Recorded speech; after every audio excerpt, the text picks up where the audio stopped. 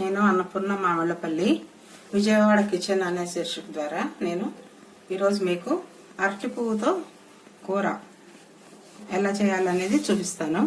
దీన్ని అరటిపువ్వు కూర అని అనొచ్చు, లేదంటే ఆ పాటోళి అంటాం.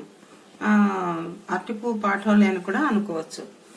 అరటిపువ్వు మామూలుగా చెట్టు నుంచి గెల కోసేసిన తర్వాత చివరిలో మిగులుతుంది పువ్వుని. ఈ పువ్వుని మనకి బజార్లో దొరుకుతాయి, అమ్ముతారు. ఇది కొనుక్కొచ్చుకోవాలి. ఈ పువ్వుని ఇలా ఒక్కొక్క పొర ఒలుచుకుంటూ ఆ లోపల ఉన్నటువంటి పొర తీసేసుకోవాలి. అంటే ఒక్కొక్క రేకు విప్పుకుంటూ రావాలన్నమాట పువ్వుకి. అలా విప్పుకుంటూ వస్తే లోపల ఇలాగా దాంట్లో పూల రేకులు కనిపిస్తాయి మనకి. ఇవ్వండి, చూసారా, ఇలా ఉంటుందన్నమాట. ఇది ఆల్రెడీ నేను విప్పేసిన పువ్వుకి కూడా ఇదిగో ఇలాగా రేకుల్లోంచి పూలు తీసుకొని పెట్టుకోవాలి. ఈ తీసి పెట్టుకున్న రేకుల్లో తీసి పెట్టినటువంటి పువ్వుల్లో మనకి అక్కర్లేని ఐటమ్స్ ఉంటాయి రెండు. అవి ఏంటంటే ఇదిగో ఇలాంటిది ఒక పుల్ల లాంటిది, ఒక కడ్డీ లాంటిది ఒకటి, ఇలా రేకు లాంటిది ఒకటి. ఇదిగో ఇక్కడ నేను మీకు ఇవన్నీ ఒలిచి పెట్టి చూపిస్తున్నాను. ఇందాక ఈ ఒలిచిన రేకులకి వచ్చినటువంటి ఇవన్నమాట. ఇవన్నీ ఇలా ఒలిచి ఒకటొకటి ఒలుచుకొని ఇలాగా అన్ని మనం సర్దుకొని తీసుకోవాలి. ఇవి మనకి ఉపయోగించవు, వీటిని మనము పారేయాలి. ఎందుకంటే వీటిని కూడా కనుక కూరలో కలిపి తిన్నట్లయితే, చేసుకున్నట్లయితే చాలా చేదుగా ఉంటాయి ఇవి. ఎస్పెషల్లీ ఇది చాలా చేదుగా ఉంటుంది. అందుకని ఇవి మనం తీసేసి ఇలా పువ్వును తీసుకొని ఒలుచుకొని ఆ ఒలుచుకున్న రేకుల్లోంచి మళ్ళీ ఇలా అక్కర్లేని వేస్ట్, ఈ వేస్ట్ని తీసేసి ఒలుచుకొని ఈ రేకులను పక్కన పెట్టుకోవాలి. వీటిని తర్వాత మనం కట్ చేసుకొని బాగా వాటర్తో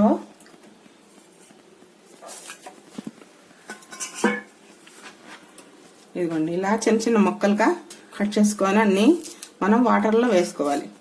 ఈ వాటర్లో వేసుకున్నవన్నీ బాగా చేత్తో పిండేసేసి పిసికి ఒక 5-6 సార్లు ఆ వాటర్లోనే ఆ పువ్వులన్నింటినీ మనం కడిగేసుకొని చేసుకుంటే, ఈ అరటి అనేది ఒక జిగురుగా ఉంటుంది కదా పదార్థం.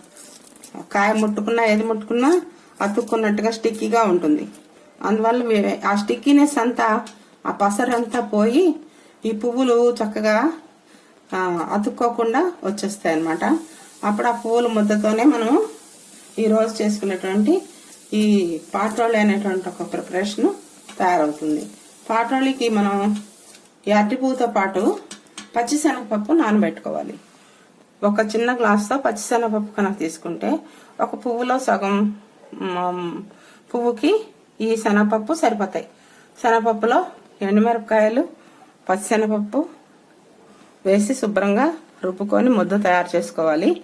నేను ఇప్పుడు మళ్ళీ చూపిస్తాను ఆ విషయం.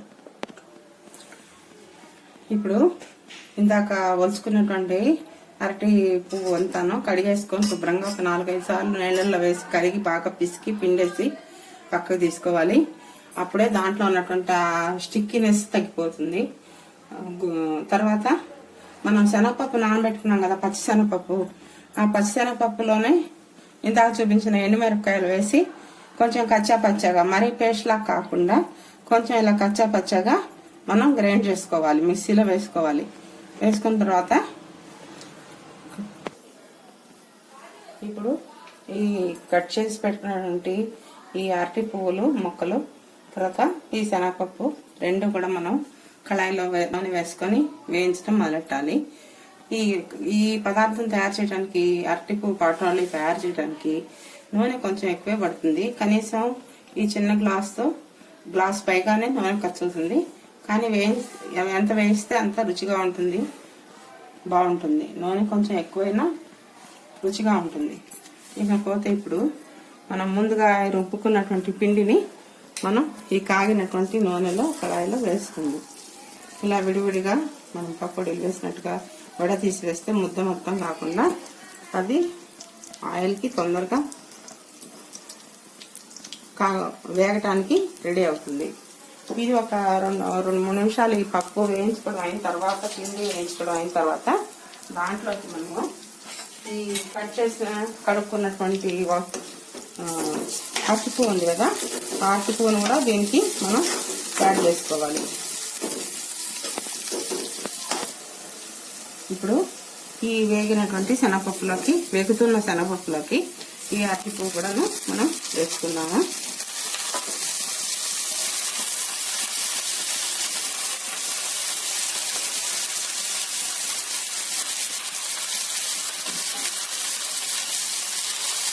వేసుకొని బాగా కలిపెడుతూ పువ్వు కానీ పప్పు కానీ ఏది మారకుండా చక్కగా కలిసిపోయేలాగా వేయించాలి. వేయించడానికి కొంచెం టైం పడుతుంది.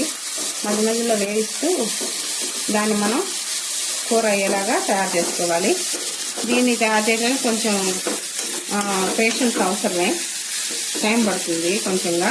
అందుకని హడావుడి పడిపోయి హైలో పెట్టేసి అది మాడిపోయి అలా కాకుండా కొంచెం ఓపికగా మీడియం ఫ్లేమ్లో కానీ లేకపోతే కొంచెంగా సిమ్లో కానీ పెట్టుకుంటూ మార్చుకుంటూ మనము ఈ కూరని తయారు చేసుకోవాలి.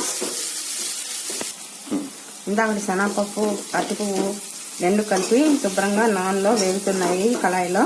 దీంట్లో ఇప్పుడు మనం కొంచెం దాని కూరకు సరిపడాగా ఉప్పు వేసుకుందాము. ఉప్పుతో పాటు కొంచెం జీలకర్ర కూడా వేసుకోవాలి. ఇంకా ఇందులో వేసే ఇంగ్రీడియంట్స్ ఏమి ఉండవు, చాలా సింపుల్గా 2-3 ఇంగ్రీడియంట్స్తోనే ఇది తయారైపోతుంది. కనుక ఇది ఇంకొంచెం గోల్డెన్ బ్రౌన్ కలర్ వచ్చేలాగా, ఇంకొంచెం కలర్ వచ్చేలాగా, పొడి పొడిలాడేలాగా వేయించుకోవడమే. ఆ తర్వాత కూర రెడీ. ఇదిగోండి, అరటి పువ్వు, శనగపప్పు రెండు కలిపి బాగా వేగాయి, గోల్డెన్ బ్రౌన్ కలర్లోకి వచ్చేసింది కూర. ఇంకా ఎక్కువసేపు ఉంచితే మాడిపోయినట్టుగా అయిపోతుంది. అందుకని దీన్ని మనం బౌల్లోకి తీసుకుందాం. ఈ కూరని రొట్టెల్లోకి వేసుకొని తినచ్చు, రొట్టెల్లో నంచుకొని తిన్నా బాగుంటుంది, రైస్లో తిన్నా కూడా ఇంకా బాగుంటుంది. అందుకని పైగా ఇది కొంచెం ఈ పూట చేసింది రాత్రికి కూడా నిల్వ ఉంటుంది, పాడవదు.